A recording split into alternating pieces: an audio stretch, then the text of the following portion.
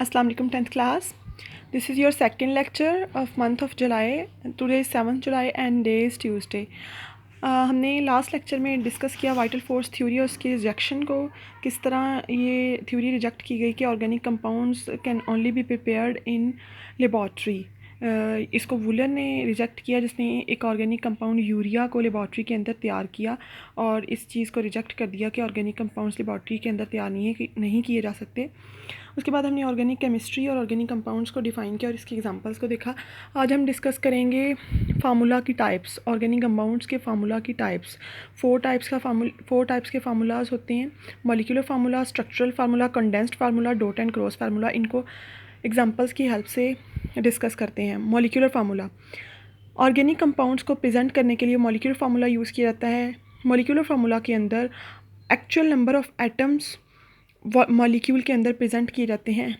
In a molecular formula actual number of atoms in a molecule is presented. For example, molecular formula of butane is C4H10, जिसमें carbon की तादाद 4 है, carbon atoms की, और hydrogen atoms 10 हैं। तो इसकी तादाद को इस तरह बॉटम पे शो किया जाता है, राइट बॉटम पे। इसी तरह ब्यूटेन देखें, butane is made up of actually this is the butane is made up of carbon and hydrogen atoms. Each molecule of butane consist of 4 carbon and 10 hydrogen atoms. So this is the molecular formula in which actual number of atoms are presented in a molecule. Structural formula, as its name shows, it shows the structure of atoms और structure of a molecule. Structure of molecule को इस तरह present किया जाता है कि इसमें exact arrangement of atoms जो है वो सामने आ जाती है।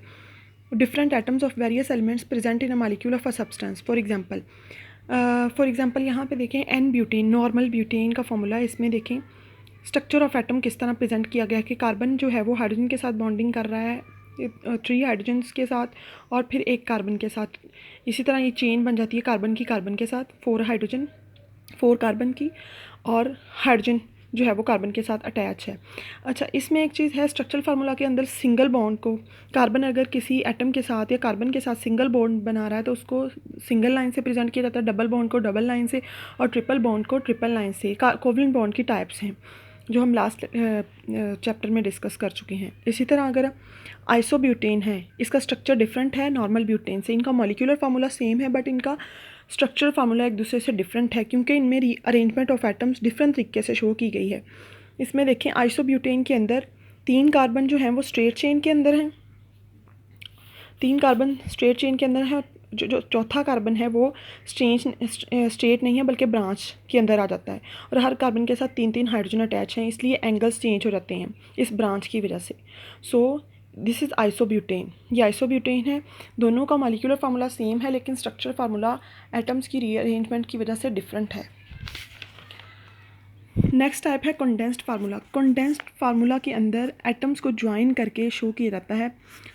कंडेंस्ड फार्मूला और स्ट्रक्चरल फार्मूला में जस्ट यही डिफरेंस है कि इसमें हाइड्रोजन की तादाद को कंबाइन करके लिखा होता है। जैसे वहाँ पे लाइंस की फॉर्म में सिंगल बॉन्ड को शो किया गया था हाइड्रोजन के साथ, कार्बन के सिंगल बॉन्ड को लाइंस, यहाँ पे हाइड्रोजन को कंडेंस करके लिख दिया है। इसी तरह यहाँ पे भी 2 हाइड्रोजन कंडेंस्ड करके लिख दिया है।